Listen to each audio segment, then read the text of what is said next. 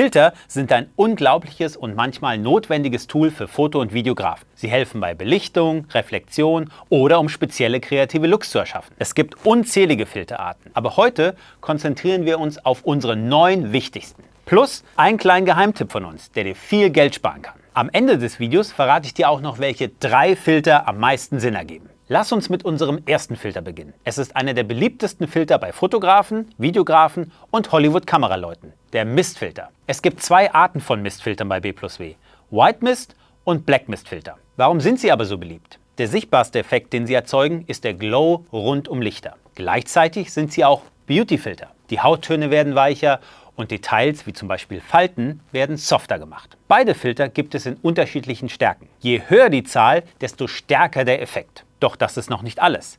Beide Filter produzieren einen sehr speziellen Look. Bei unserem White Mist Filter bekommst du einen verträumten, romantischen Look. Je nach Stärke eignet er sich besonders gut für Hochzeiten, Landschaftsfotos mit viel Licht oder wenn du einen Filmlook erzeugen möchtest. Denn der Filter hebt die Schwarzwerte an. Dadurch haben wir ein flacheres Bild, weniger Kontrast und einen Look, der an alte Retro-Zeiten erinnert. Der B+W Black Mist Filter hingegen gibt dir einen cinematischen, moody Look. Die Cine-Ausführungen solcher Filter werden auch für große Filmproduktionen eingesetzt. Deshalb erinnert uns dieser Look oft ans Kino und unsere Aufnahmen fühlen sich cinematischer an. Im Gegensatz zu unserem White Mist Filter bleiben hier die Schwarzwerte nahezu erhalten. Du siehst auch, dass der Glow vom Black Mist Filter wesentlich intensiver ist als der vom White Mist Filter. Wir machen weiter mit unserem nächsten Filter, meinem Lieblingsfilter, dem B+W Pull Filter. Den Effekt von diesem Filter kann ich nicht in Photoshop oder Lightroom nachahmen, denn er entfernt Reflexion. Möchte ich zum Beispiel mein Objekt durch eine Scheibe fotografieren oder filmen, ist das tagsüber fast unmöglich. Doch mit unserem Pull-Filter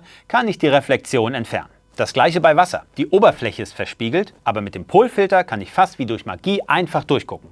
Super praktisch für Landschaftsfotografie. Aber selbst wenn du kein Wasser in deinem Bild hast, kannst du ihn bei Landschaftsfotos einsetzen, weil auch Wiesen, Blätter oder Büsche können reflektieren. Mit dem B+W Pull-Filter kannst du die Reflexion entfernen. Ein schöner Side-Effekt vom Pull-Filter ist, dass er auch die Sättigung im Bild erhöht. So poppt zum Beispiel der blaue Himmel noch mehr hervor. Unsere Pull-Filter kannst du bei allen nicht-metallischen Oberflächen verwenden, wie zum Beispiel auch bei Autos, deren Lack sonst reflektiert, oder in der Architekturfotografie.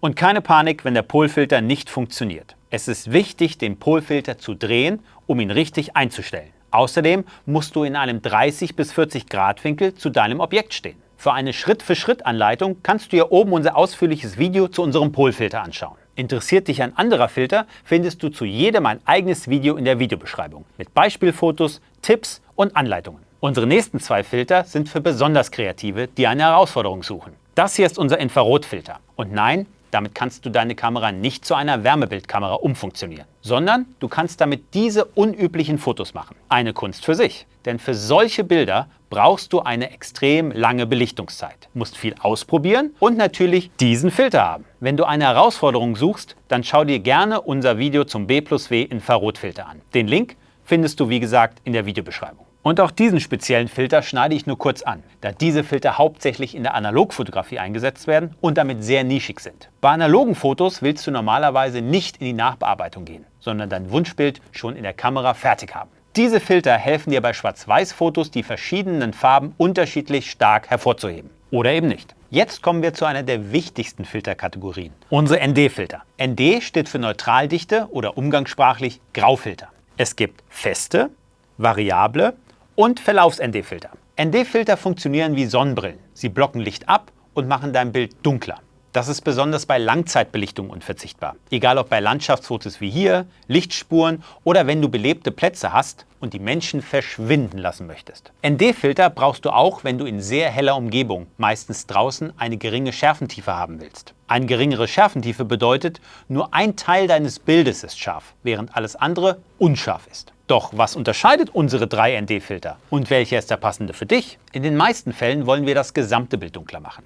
Vor allem draußen bei hellem Tageslicht reicht es oft nicht, Blende und ISO runterzufahren. Das Bild ist weiterhin zu hell. Da kommt unser fester ND-Filter zum Einsatz. Hier eine kurze Übersicht über die verschiedenen Stärken und Einsatzorte. Und lass dich nicht verwirren. Verschiedene Hersteller haben unterschiedliche Namen für den gleichen Filter, wie du in der Spalte ganz links siehst. Unsere festen ND-Filter sind super praktisch, da du sie auch miteinander kombinieren und so dein Bild noch dunkler machen kannst. Doch manchmal musst du noch flexibler sein. Und da kommt unser variabler ND-Filter ins Spiel. Durch eine einzige Drehbewegung kannst du flexibel einstellen, wie stark dein Bild abgedunkelt wird. Für Landschaftsfotografie greift man oft zu unserem ND-Verlaufsfilter. Denn wie du sehen kannst, wird bei diesem Filter nur ein Teil des Bildes dunkler gemacht. Bei Landschaftsbildern ist es sehr schwer, die richtige Belichtung zu finden. Der Himmel ist meistens viel zu hell, während der Vordergrund zu dunkel ist. Mit unserem B+W ND-Verlaufsfiltern kannst du den Himmel abdunkeln, während der Vordergrund unberührt bleibt. So ist alles richtig belichtet. Ich habe dir jetzt echt viel über Filter erzählt. Deshalb erstmal herzlichen Glückwunsch, dass dir der Kopf noch nicht explodiert ist. Aber jetzt zum Schluss kommen wir noch zu einem unserer wichtigsten Filter überhaupt. Besonders, wenn du dir noch keinen anderen Filter leisten kannst. Meine Bitte,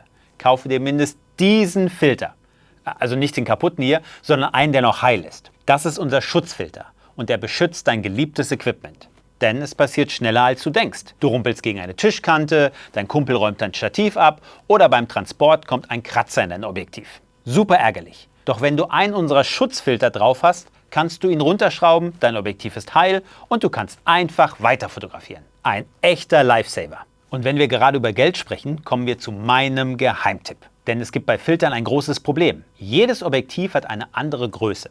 Auf ein 77 mm Objektiv passt nur ein 77 mm Filter. Andere Filtergrößen sind entweder zu groß oder zu klein. Wenn du dich jetzt fragst, ob du den gleichen Filtertyp für alle deine Objektive kaufen musst, keine Panik. Dafür gibt es diese Dinger hier. Unsere Reduzierringe. Mithilfe der Reduzierringe kannst du deinen Filter auf verschiedenen Objektivdurchmessern nutzen. Wichtig, setze Reduzierringe immer nur von groß zu klein ein. Also von einem größeren Filter auf ein kleineres Objektiv. Niemals umgekehrt, sonst kann es zu schwarzen Rändern kommen. By the way, welche Größe dein Objektiv hat, siehst du entweder auf der Innenseite deines Objektivdeckels oder am Objektivrand. Bevor wir jetzt zu unseren 3 Filterempfehlungen kommen, ist mir noch eins wichtig. Kauf dir, wenn es möglich ist, von Anfang an gute Filter, denn sie verschlechtern nicht deine Bildqualität. So ersparst du dir viel Frust und Geld, da du nicht doppelt kaufen musst. B+W-Filter gibt es jetzt seit über 75 Jahren und wir haben unter anderem mit unserer MAC-Vergütung den Filtermarkt revolutioniert. Die Cine-Filter unserer Unternehmensgruppe werden in Netflix, Kino- und TV-Produktionen wie dem Super Bowl verwendet. Und on top haben die B+W-Filter eine Mindestgarantie von 5 Jahren. Unsere T-Pro-Serie sogar 10 Jahre. Unsere Basic-Filter empfehle ich für den Einstieg in die Fotografie. Später kannst du zu unserer Master- und T-Pro-Serie greifen. Diese beiden Filterlinien haben eine speziellere Nano-Vergütung und sind schmaler als die Basic-Filter. Was besonders im Weitwinkelbereich wichtig ist, da es sonst zu schwarzen Rändern kommen kann. Hier eine Übersicht, in welchen Brennweitenbereichen du welche Filterlinie nutzen kannst. Und für alle, denen Design wichtig ist, unsere T-Pro-Serie kommt zusätzlich in einem modernen silbernen Gewand. Kommen wir zu meinen Empfehlungen. Wenn du mit Filtern starten möchtest, empfehle ich dir neben dem Schutzfilter diese 3 Filter. Unseren variablen ND-Filter, den Pull-Filter und unsere Mistfilter. Damit bist du in 90% aller kreativen Foto- und Videosituationen bestens ausgerüstet. Doch das Wichtigste, geh raus, probier dich aus und hab Spaß. Für alle anderen Fragen, schreib sie mir gerne in die Kommentare.